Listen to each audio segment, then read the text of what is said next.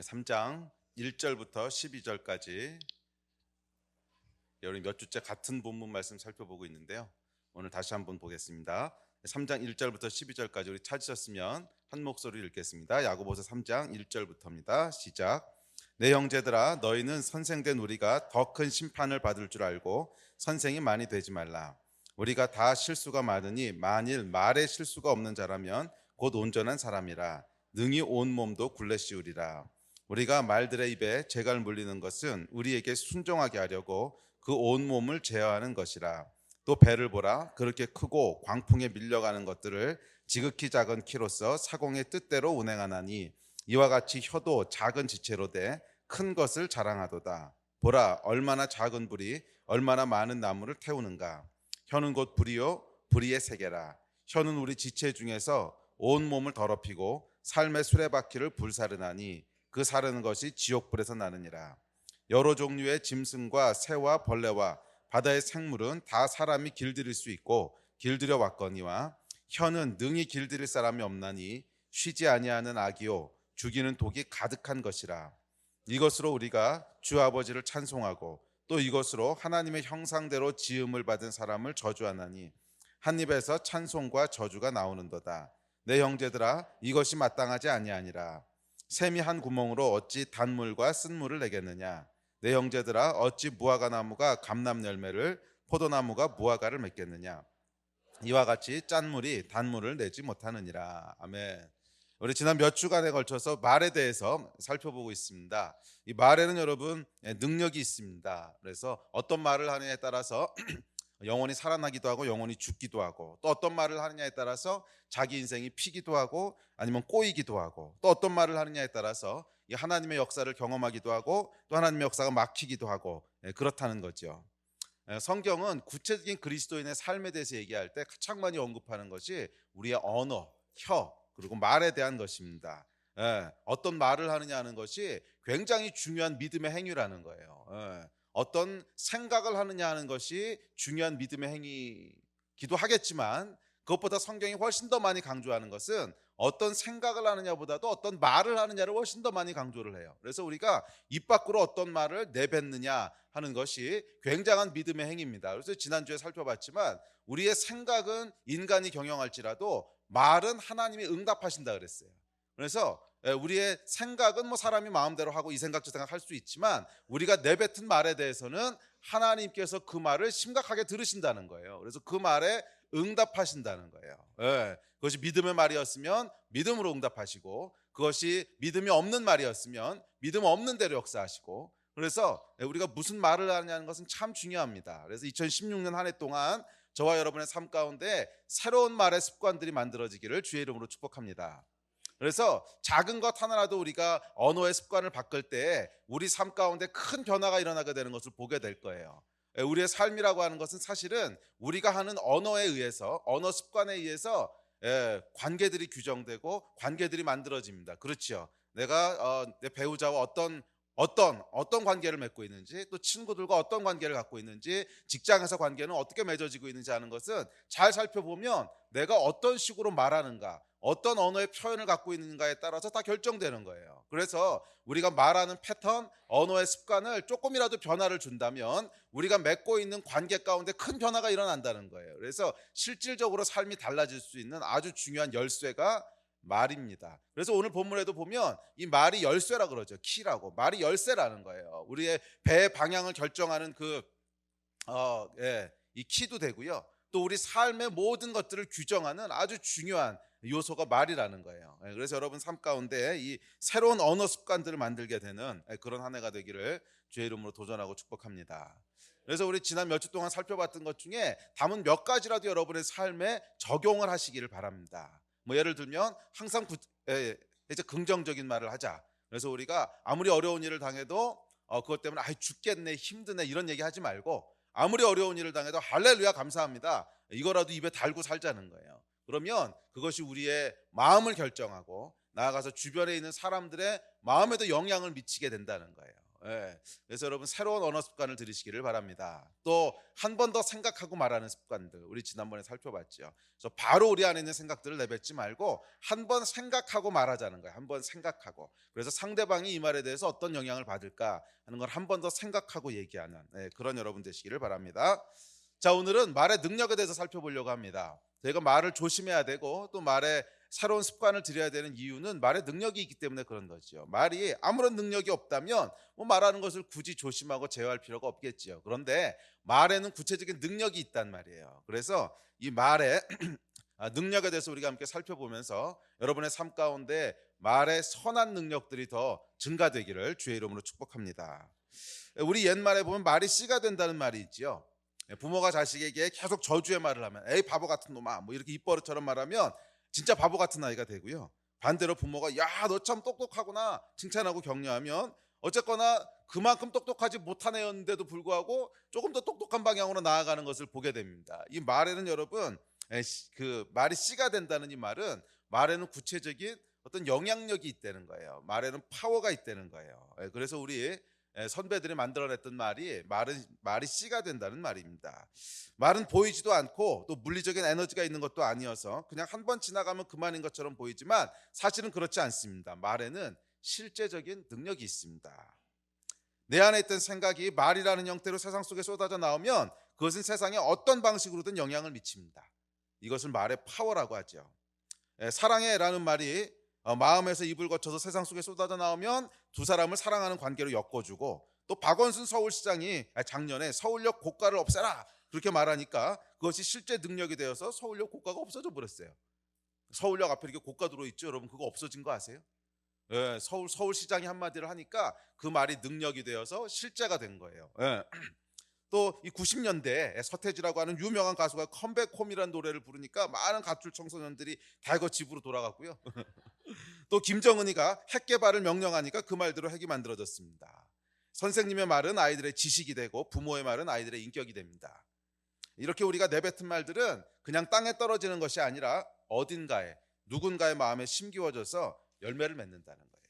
말에는 여러분 기억하십시오. 열매를 맺는 파워가 있습니다. 그래서 여러분이 어떤 말을 하느냐 하는 것은 어떤 씨를 심느냐 하는 거예요. 어떤 말을 하느냐 하는 것은 어떤 열매를 거두게 될 씨앗을 심느냐 하는 거예요.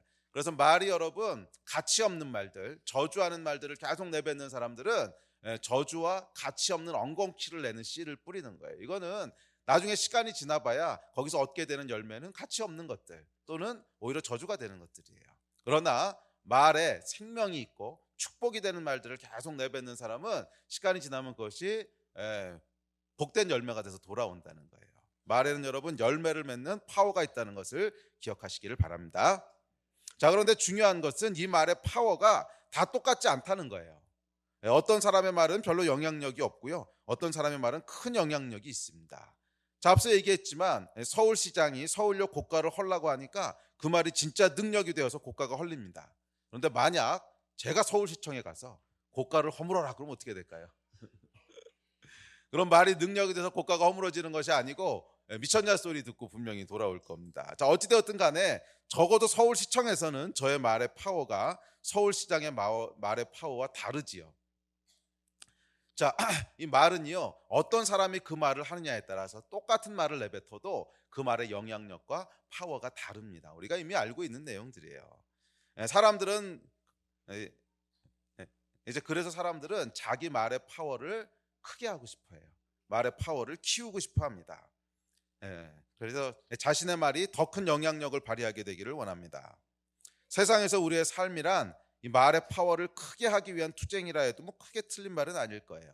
사람들이 대통령이 되고 싶어하고 또 국회의원이 되고 싶어하고 아이들이 연예인이 되고 싶어하고 하는 것도 모두 다 자기 말빨이 커지기를 원하는 거잖아요. 자기 말이 영향력이 있게 되기를 원하는 거죠.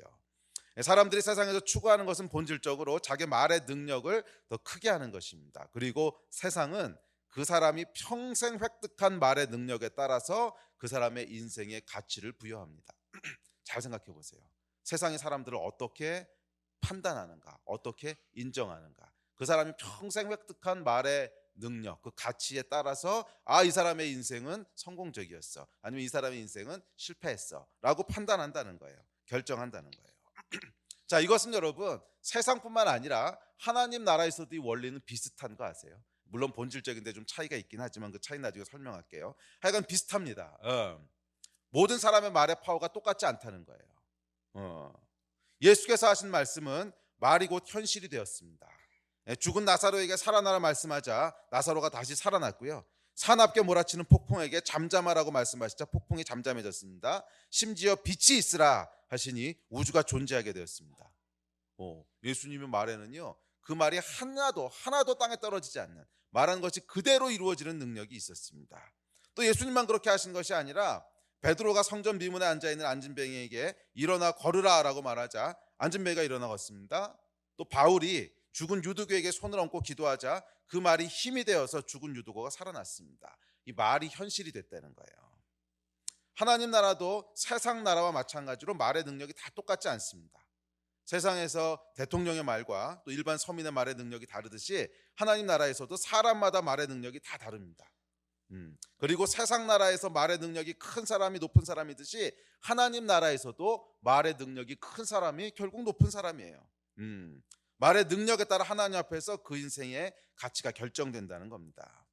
세상과 다른 점이 있다면 그 말의 능력을 획득하는 방법, 그리고 그 말의 영향력이 어떻게 미쳐지느냐 하는 것이 다른 것이지, 하나님 나라에서도 결국 하나님은 우리의 말의 능력들이 더 커지기를 원하세요. 말의 능력들이 더 커지기를 원하세요. 그리고 그것에 의해서 우리의 인생이 평가받게 될 거예요.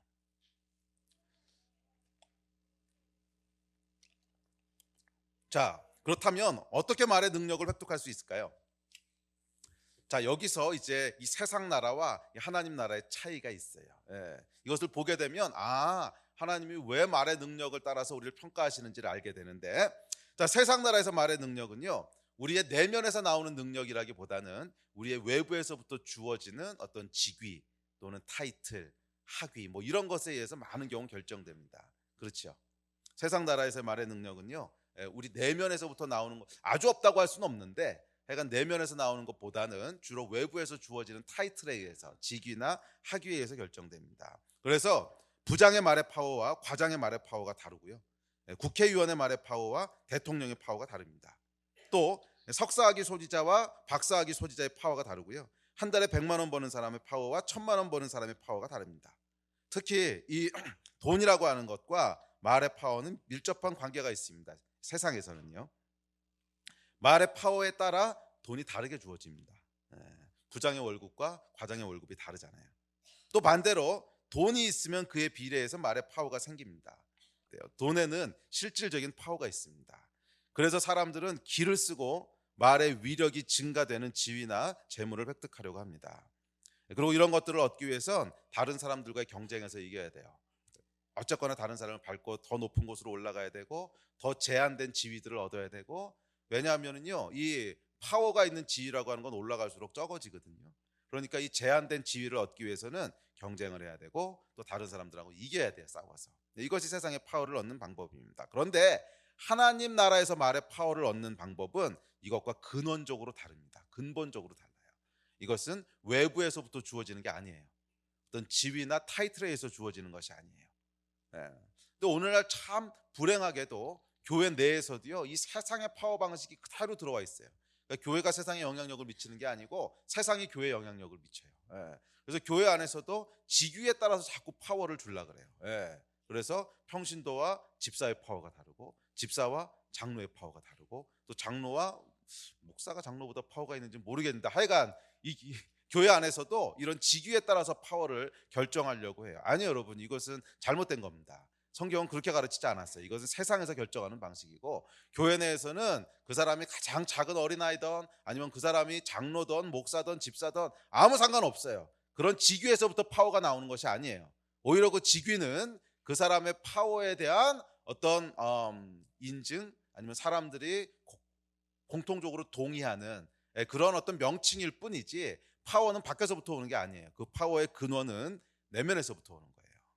우리 하나님께서 주시는 파워는 내면에서부터 오는 거예요. 요한복음 15장 7절에 보면 이렇게 얘기합니다. 요한복음 15장 7절. 아주 중요한 구절인데 이렇게 얘기해요. 제가 읽어드릴게요. 너희가 내 안에 거하고 내 말이 너희 안에 거하면 무엇이든지 원하는 대로 구하라. 그리하면 이루리라. 여러분, 우리 말에 대해서 이렇게 명확하게 얘기해 준 거 보셨어요? 무엇이든지 너희가 원하는 대로 얘기하라는 거예요. 그러면 다 이루어질 거라는 거예요. 무엇이든지 원하는 대로 구하라. 그리하면 이루리라. 여러분, 이게 예수님이 갖고 있었던 말의 파워거든. 무엇이든지 말씀하면 다 그대로 됐어요. 죽은 자가 살아나고 사나운 폭풍이 잠잠게 되고 병든 자가 치유되고 앉은 뱅이가 일어나고 무엇이든지 말씀하시면 다 그대로 됐어요. 이것이 예수님이 갖고 계셨던 말의 파워인데 예수님께서 뭐라 그러셨냐면 모든 믿는 자들에게 이 말의 파워가 주어질 수 있다는 거예요. 무엇이든지 원하는 대로 구하라. 그리하면 이루리라. 와, 우리 하나님께서 우리에게 주시고자 하는 말의 파워가 이런 거예요. 너희가 이런 말의 파워를 갖게 되기를 원하신다는 거예요. 그런데 어떻게 하면 그렇게 된다는 거예요? 너희가 내 안에 거하고 내 말이 너희 안에 거하면. 여러분, 이 하나님 나라에서 우리가 말의 파워를 갖게 되는 방법이에요. 비결이에요. 뭐 하라는 거예요? 너희가 내 안에 거하고 내 말이 너희 안에 거하면. 그러면 우리가 말의 파워를 갖게 된다는 거예요. 할렐루야. 그래서 여러분, 이 성경에서 얘기하는 하나님 나라에서의 말의 파워는요, 철저하게 우리 내면에서부터 나옵니다. 내면에서부터 나오는 것이 말이기 때문에 내면에 파워의 근원이신 분이 계시면 그 파워가 나온다는 거예요. 내면에 그 힘의 근원이신 분이 계시면 그 힘이 나온다는 거예요. 그래서 너희 안에 내 말이 거하면, 너희가 내 안에 거하면. 자, 무슨 말이에요? 하나님께서 우리 안에 거하시면, 말씀이신 하나님께서 우리 안에 거하셔서 이 말씀이 우리의 내면과 삶을 다 다스리고 있으면, 또 우리가 하나님 안에 거하면, 하나님 안에 거한다고 하는 것은 하나님의 통치와 다스리심 안에 머무르면, 이런 뜻이죠. 그래서 여러분, 우리가 하나님의 말씀을 전심으로 순종할 때, 우리가 하나님의 말씀이 내 안의 생각과 내 삶을 다 다스리게 될 때, 그때 뭐가 나온다는 거예요? 말의 파워가 나온다는 거예요. 예수님께서 말의 파워가 있으셨던 가장 근본적인 이유는 하나님께 순종하신 거예요. 요한복음 13장, 14장, 15장, 16장, 17장까지 쭉 읽어보세요. 그러면 예수님께서 어떻게 그 능력의 삶을 찾으셨는지 비결을 쭉 얘기하는데, 그것은 아버지께 순종하신 거예요. 하나님께 순종하신 거예요. 그래서 하나님의 생각이 곧 예수님의 생각이셨고, 예수님이 말하는 것이 곧 하나님이 말하기 원하시는 거였고, 그래서 나와 아버지는 하나니라, 이렇게 말씀하셨거든. 모든 믿는 자들의 말의 파워의 근원도 이거예요. 나와 하나님이 하나. 하나님이 원하시는 것을 나도 원하고, 하나님이 싫어하시는 것을 나도 싫어하고, 하나님이 말씀하시고 싶어하는 것을 나도 말하기 원하고, 이게 너희가 내 안에 거하고 내 말이 너희 안에 거한다는 뜻이에요. 우리가 하나님과 한 마음이 될 때, 그래서 하나님이 좋아하시는 걸 나도 너무 좋아해. 그리고 하나님이 싫어하시는 건 나도 너무 싫어. 그리고 하나님이 말씀하시고 싶어하는 걸 나도 너무 얘기하고 싶어해. 이게 뭐예요? 너희가 내 안에 거하고 내 말이 너희 안에 거한다는 뜻이에요. 그렇게 되면 너희가 무엇이든지 원하는 대로 구하라는 거예요. 그러면 이룰 거라는 거예요. 할렐루야. 여러분, 이렇게 되지 않으면 우리 말에 파워가 있으면 곤란해집니다. 제가 이 말 얘기할 때 지난번에도 얘기했잖아요. 우리가 말한 대로 다 이루어진다 그러면 큰일 나요. 인류가 멸망할 거야. 에이, 죽일 놈 그랬더니 죽어. 에이, 망할 놈 그랬더니 망해. 여러분, 한번 잘 생각해 보세요. 여러분, 평생 에이, 저놈 죽었으면 좋겠다고 생각하는 사람이 몇 명이나 될까? 수도 없이 많지 않아요? 억울한 일을 당할 때, 친구랑 싸웠을 때 에이, 저놈 좀 없어졌으면, 이런 생각 여러분 하잖아. 평생 몇 명이나 죽였을 것 같아요? 적어도 한 명이 수십 명씩은 죽였어. 그럼 여러분, 이 말을 만약 하나님께서 있는 그대로 다 이루어지는 능력을 주셨다면 인류가 멸망했을 거라고. 그래서 하나님께서 우리 말의 능력들을 제한시켜 놓으셨어요. 제한시켜 놓으시고 어떤 말만 이루어지게 하셨어요? 축복하는 말들, 생명을 살리는 말들. 그게 뭐야? 하나님이 원하시는 말들이거든. 그래서 하나님이 원래 창조하셨던 그 창조는요, 공의와 사랑의 기초 위에 창조하셨어요. 그래서 공의롭게 창조하셨고, 거짓이 없게 창조하셨고, 그리고 서로 사랑하도록 창조하셨어요. 그래서 이 안에 머무는 말들을 할 때는 그 말의 권위를 하나님 주신다는 거예요. 그런데 이 말에 이 안에 머물지 않을 때는 하나님께서 말의 권위들을 제한시키신다는 거예요. 왜? 그 말의 권위를 주면 큰일 나거든. 그럼 수많은 사람들이 저주받고 죽거든. 그래서 그리스도인의 말의 파워는요 명확합니다. 하나님 안에 머물 때, 하나님의 말씀이 내 안에 머물 때, 나와 하나님이 하나가 될 때, 하나님의 말씀에 순종할 때, 그분의 통치하심이 내 삶에 있을 때, 그때 우리 말에 권위가 생기고 파워가 생기는 거예요. 이 파워들을 획득하신 여러분이 되시기를 주의 이름으로 축복합니다. 자, 조금 더 구체적으로 얘기해 보죠. 그렇다면 하나님이 우리 안에 거하시고 우리가 하나님 안에 거하는, 하나님이 창조하신 세상의 어떤 원칙들, 기초는 뭔가? 거기에 몇 가지 특징이 있는데, 그것은 거룩함, 그리고 정직함, 그리고 사랑과 긍휼이에요. 그러니까 이게 사실 보면 공의와 사랑이라고 하는 기초 위에 세우신 거예요. 공의라는 데서 거룩함과 정직함이 나오고요, 사랑이라는 데서 사랑과 긍휼이 나오죠. 그래서 이 하나님의 두 가지 속성 위에 세상을 창조하셨기 때문에 하나님 안에 머문다고 하는 것은 이것들이 우리 안에 있는 거예요. 자, 잘 생각해 보십시오, 여러분. 그리스도인의 말의 권위가 어디서부터 나오는가? 첫째는요, 거룩함, 정결함에서부터 나와요. 이 거룩함, 정결함이라고 하는 것은 죄를 멀리한다는 뜻입니다. 성경에 보면 이렇게 얘기합니다. 베드로전서 1장 14절, 15절, 16절에 보면, 너희가 순종하는 자식처럼 전에 알지 못할 때에 따르던 너희 사욕을 본받지 말고 오직 너희를 부르신 거룩한 이처럼 너희도 모든 행실에 거룩한 자가 되라. 기록되었을 때 내가 거룩하니 너희도 거룩할지어다 하셨느니라. 우리 하나님께서 당신의 백성들에게 요구하시는 것이 있는데, 내가 거룩한 것처럼 너희도 거룩하라는 거예요.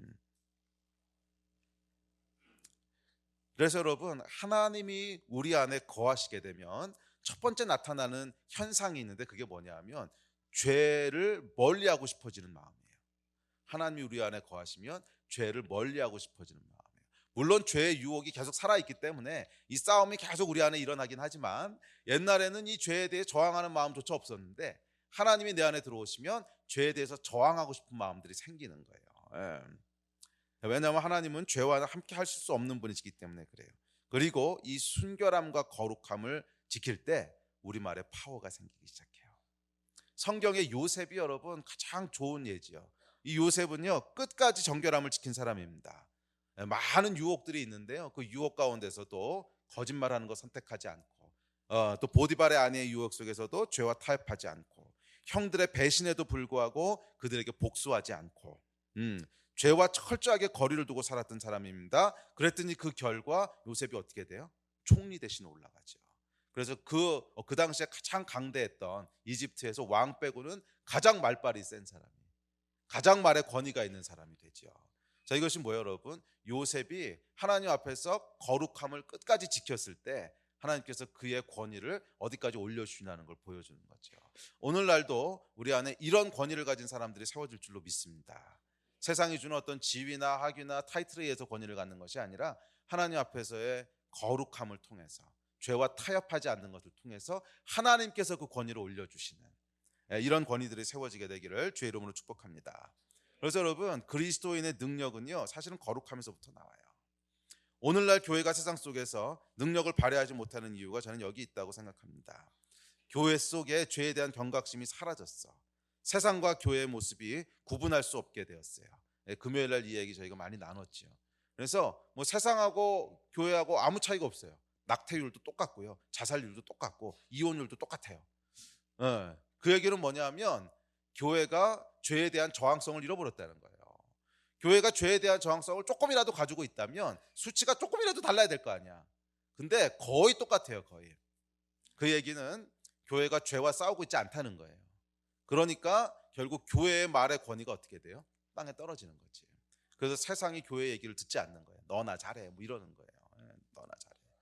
또 우리 지난주에 세상을 떠들썩하게 했던 목사가 자기 딸을 죽인 이런 사건이 한번 일어나면 여러분, 그 한 사람으로 끝나는 것이 아니고 뭐예요? 기독교 전체의 말의 권위가 계속 떨어지죠. 왜? 죄라고 하는 것이 우리의 말의 권위를 없애버리는 거예요. 앗아가는 거예요. 그래서 여러분, 아마 그런 예들 우리가 많이 봤지요.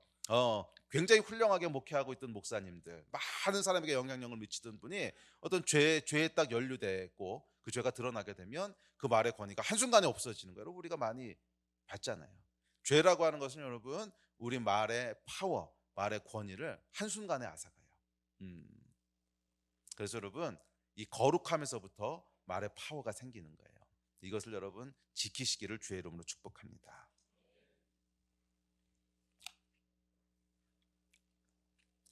또한 정직함이 있습니다. 이것도 이제 공의에서 나오는 개념인데, 정직함이라고 하는 것은 거짓말을 하지 않고 약속한 것을 지키는 거예요.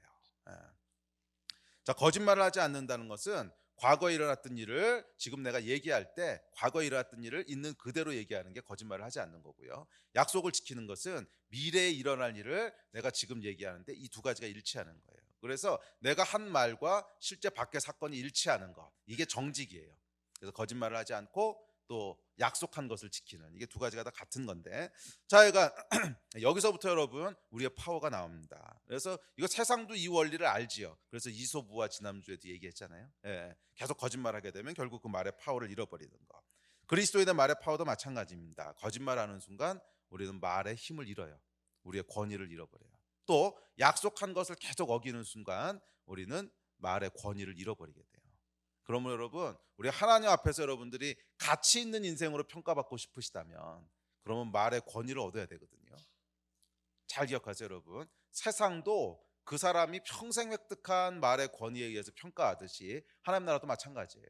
그 사람이 평생 획득한 말의 권위에 의해서 그 사람이 평가받는 거예요. 그렇다면 여러분, 하나님 앞에서 가치 있는 인생으로 평가받아야 되지 않겠습니까? 하나님 앞에서 의미 있는 인생으로 평가받아야 되지 않겠어요? 그렇다면 정직한 것을 지키세요. 그래야 우리 말의 권위를 인정받게 돼요. 아멘. 네. 그래서 제가 늘상 하는 얘기지만 그리스도인은요, 말로 한 거나 도장 찍은 거나 똑같은 얘기를 들을 수 있어야 돼요. 네. 말로 한 거나 도장 찍은 거나 똑같다는 얘기를 들을 수 있어야 돼요. 넌 도장 찍지 않았으니까 괜찮아, 이렇게 얘기하면 안 된다는 거야. 우리는 말한 거에 대한 것들을 책임질 줄 아는 사람이 돼야 돼요. 네, 그런 저와 여러분 되시기를 주의 이름으로 축복합니다. 근데 사실은 여러분 이게 많이 깨졌어요. 교회 안에 많이 깨졌어요. 저희가 지금은 이제 뭐 건축해가지고 우리 건물이 있으니까 그런 어려움이 없는데, 옛날에 저희 건물 없을 때 이제 쫓겨나가지고서 뭐 교회를 옮겨 다녀야 되잖아요. 그럼 계약이 만료돼가지고 이제 교회를 옮겨 다녀야 되면 교회한테요 진짜 안 빌려주려 그래요. 건물 주인들이 정말 안 빌려주려 그래요. 그래서 왜 그렇게 안 빌려주려 그러나, 이건 제가 경험해봐서 아는 거예요. 그랬더니 약속을 안 지킨다는 거야. 분명히 처음에 계약할 때는 교회에다 뾰족탑 안 세우겠다고 했는데, 건물에다가. 근데 계약하고 다음 달 가보면 어느 순간 올라가 있다는 거예요. 건물에. 그럼 약속을 하지 말았어야지 교회가. 처음부터 그러면 우린 그거 세워야 되니까 세우는 조건으로 들어갑니다, 이렇게 얘기를 하든지. 근데 말할 때는 안 한다고, 괜찮다고 그러고는 계약하고 나서 보면 그 다음 달 보면 뾰족탑 세워놨어, 뭐 이런 거.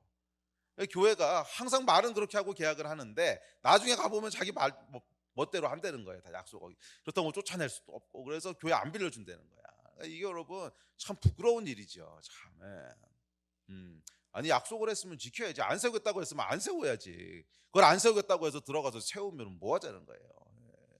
그러니까 그 믿는 사람들의 권위가 계속 떨어지는 거예요. 여러분 정직하십시오. 여러분들이 약속한 것을 지키지 않을 때 여러분의 말의 권위만 떨어지는 것이 아니고 하나님 백성의 말의 권위를 다 떨어뜨려요. 하나님 나라에 아주 테러를 가하는 행위라고, 이게. 약속한 것을 꼭 지키시는 여러분 되시기를 축복합니다. 이거 올해는 제가 설교의 대부분이 잔소리가 될 것 같아요, 이게. 왜냐하면 뭐 비전과 이런 게 아니고 우리 삶의 구체적인 변화를 이루어야 되기 때문에 이 잔소리가 계속 나올 것 같은데, 하여간 약속들 좀 지키세요. 약속. 아멘. 약속들 지키시는 여러분 되시기를 바랍니다. 자, 세 번째 특징은 긍휼과 사랑이에요. 하나님의 두 번째 속성이 사랑이시잖아. 공의와 사랑. 그래서 긍휼과 사랑, 이것이 있을 때 우리의 말에 권위가 주어져요. 이웃을 사랑하고 이웃을 긍휼히 여길 때, 이것이 여러분 세상에서 파워를 받는 방식과 반대인 거지. 세상에서는 사람들을 이기고 올라가야 되고 밟고 올라가야 되고 그래야 권위가 주어지는데, 우리 하나님의 나라에서는 사랑하고 긍휼히 여길 때 말에 권위가 올라가요. 자기를 희생하고 죽임으로써 파워를 얻습니다. 이게 예수님이 하셨던 일이잖아요. 십자가. 자기를 희생하고 다른 사람을 계속 축복할 때 거기에 하나님께서 능력을 주셨어요. 자, 이 사랑과 긍휼을 통해 우리의 말이 생명을 전하는 능력을 소유하게 됩니다. 사랑과 긍휼에서 나오는 말은 죽을 영혼을 살립니다. 요한복음 한번 찾아볼까요? 8장 3절부터 11절. 요한복음 8장 3절부터 11절.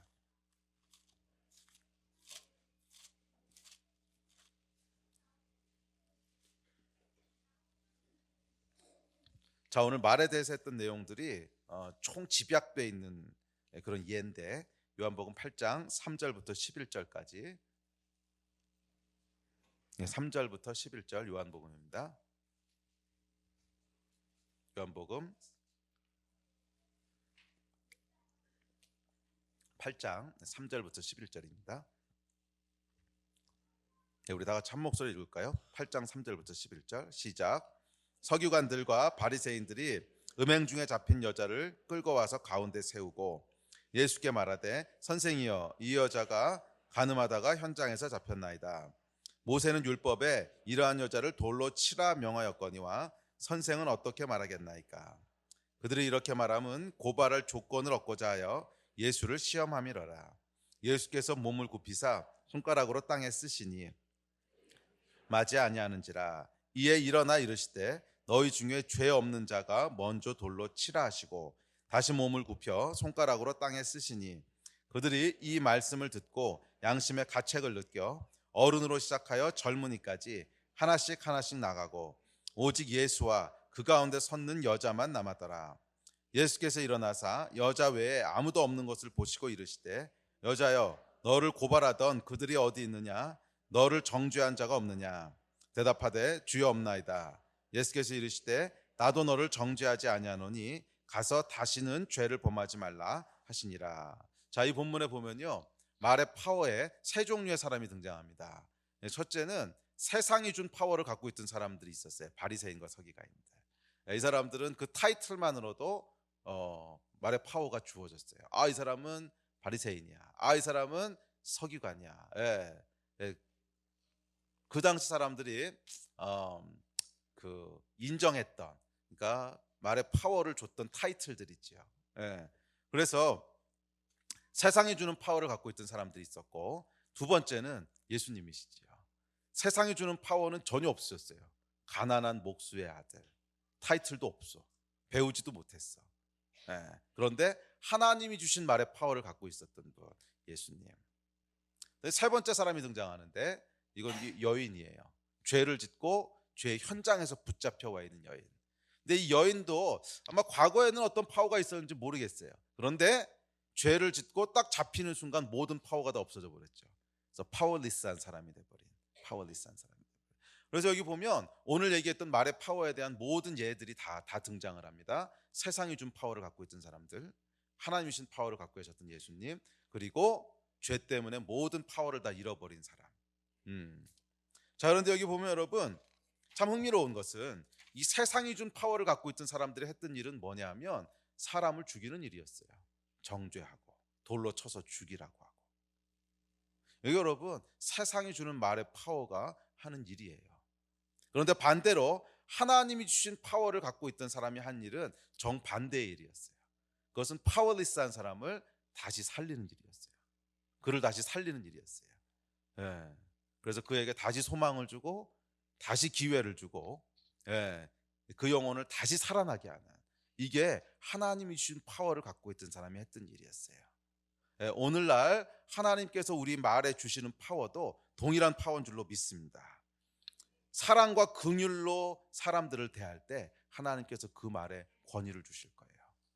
사랑과 긍휼의 마음을 가지고 불쌍히 여길 때, 그리고 그 사람을 진심으로 사랑하고 축복할 때 하나님께서 그 말에 파워를 주실 텐데, 어떤 파워냐 하면 다시 살리는 파워를 주시고, 어떤 파워냐 하면 다시 시작할 수 있는 용기를 주고, 어떤 파워냐 하면 절망 가운데 소망을 가질 수 있게 되고, 어떤 파워냐 하면 우리가 하나님 앞에 다시 용서받고 나갔다고 하는 것을 알게 되는, 이 파워를 우리 말에 주신다는 거예요. 이것이 하나님께서 주시는 파워의 참 그 능력인 줄로 믿습니다.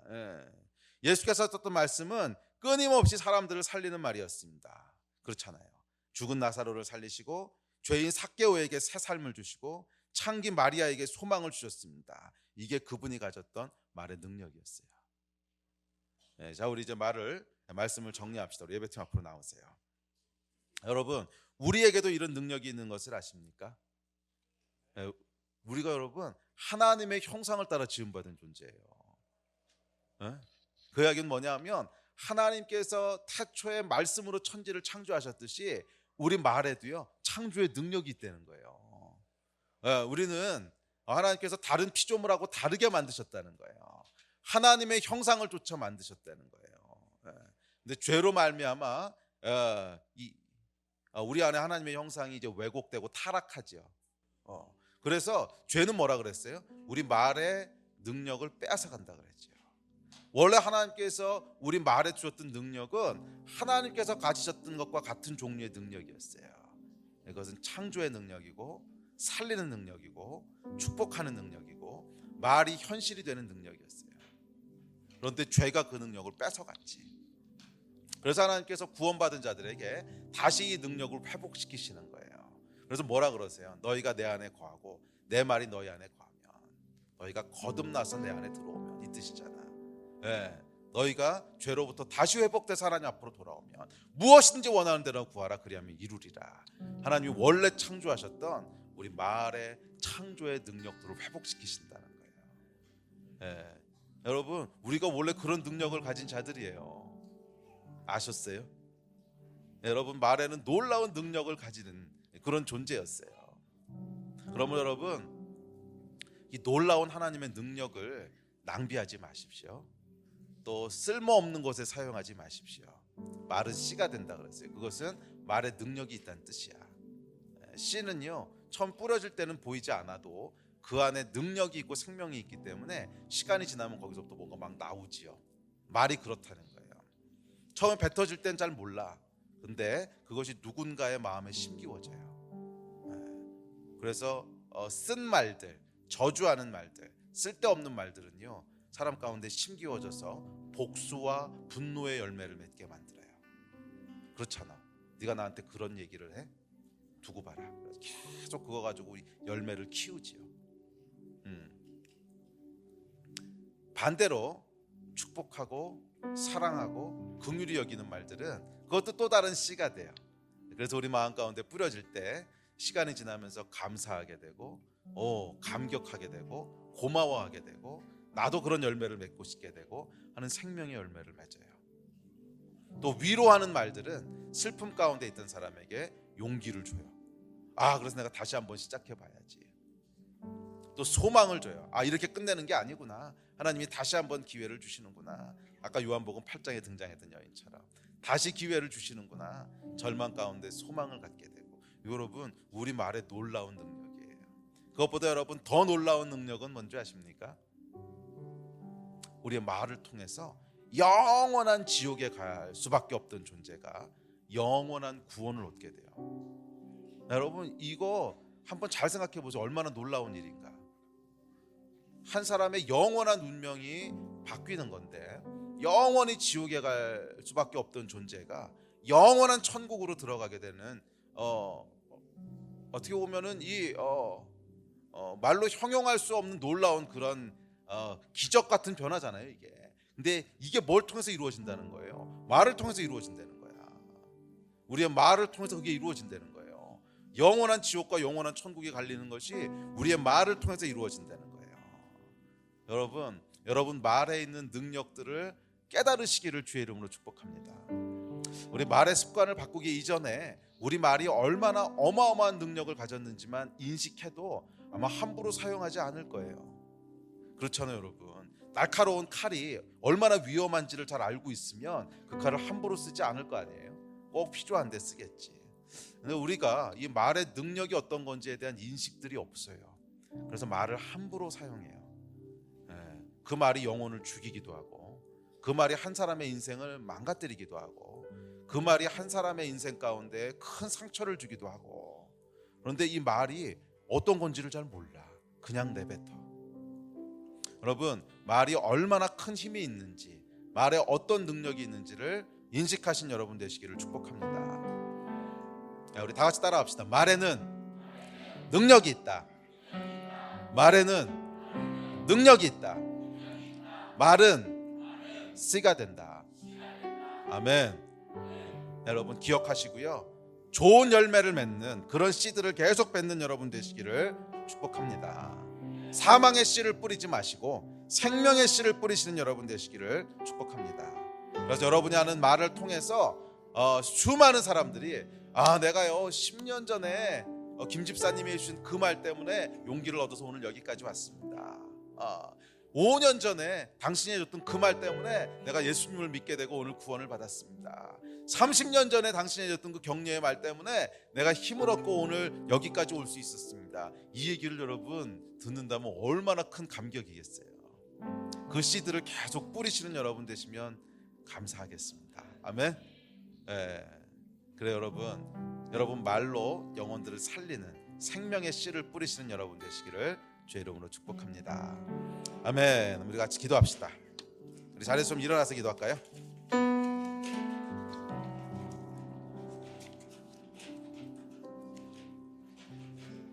우리 말에는 여러분 능력이 있습니다. 그런데 이 능력이 회복되는 유일한 길은 너희가 내 안에 거하고 내 말이 너희 안에 거하는, 우리 안에 하나님이 거하시는 거예요. 그 하나님이 우리를 통치하시고 다스리시는 거예요. 그래서 내 내면의 그 능력이 거할 때 그것이 내 입을 통해서 나오는 것, 이게 하나님 나라의 원리입니다. 그래서 오늘 함께 기도할 때 하나님 우리의 말을 바꿔주십시오. 우리가 하나님 안에 거하고 하나님이 우리 안에 거하는 삶이 되기를 간절히 소원합니다. 내가 하나님 밖에 있는 삶을 살지 말게 하시고 내가 생각하는 것, 내가 선택하는 것, 내가 말하는 것, 우리 하나님 안에 있게 하시고 하나님의 말씀이 내 안에 있게 하여 주십시오. 그래서 이 말이 살리는 말을 하는 자가 되기를 소원합니다. 우리 이렇게 같이 한 2, 3분 정도 오늘 말씀 기억하시면서 같이 기도하겠습니다. 기도하시겠습니다.